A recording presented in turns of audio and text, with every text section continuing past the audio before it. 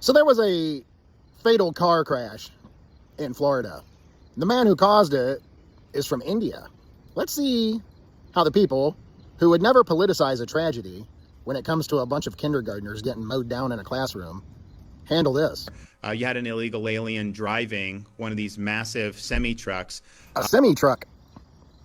I feel like the governor is a real man's man, you know? It just rolls right off the tongue.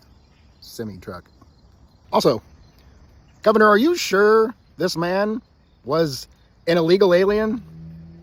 We'll get to that in a minute.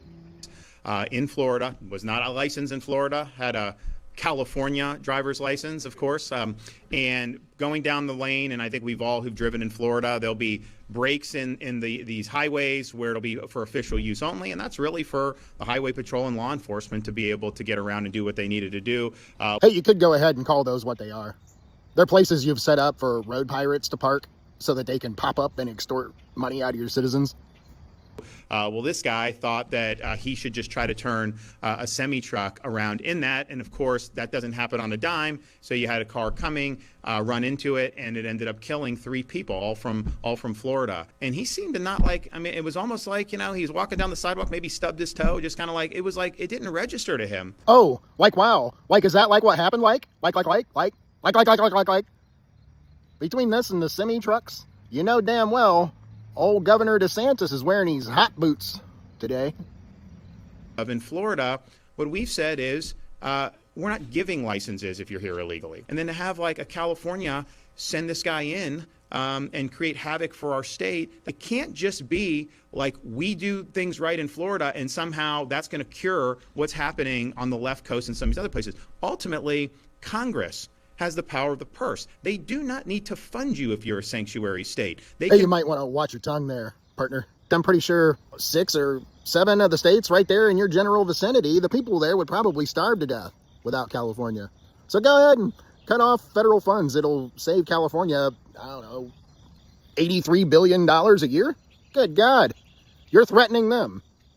This guy comes in from India illegally across the U.S.-Mexico border, and he claims asylum. So he was basically given some type of preliminary determination. They say, okay, you'll have a hearing in 2 or 3 years. And then yeah, you just literally described coming here legally.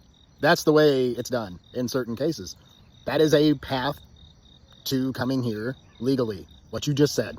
Every news station out there is calling this man an illegal alien. He's not. He was here legally, bud. That's just the way it is. And that's not even just U.S. law. That is international law. Do you know why it's international law? It's international law because of this. This happened here. Happened in the U.S. You want to go ahead and tell the people this affected back then that, yeah, you could keep dumbassing this guy all day. It's fun.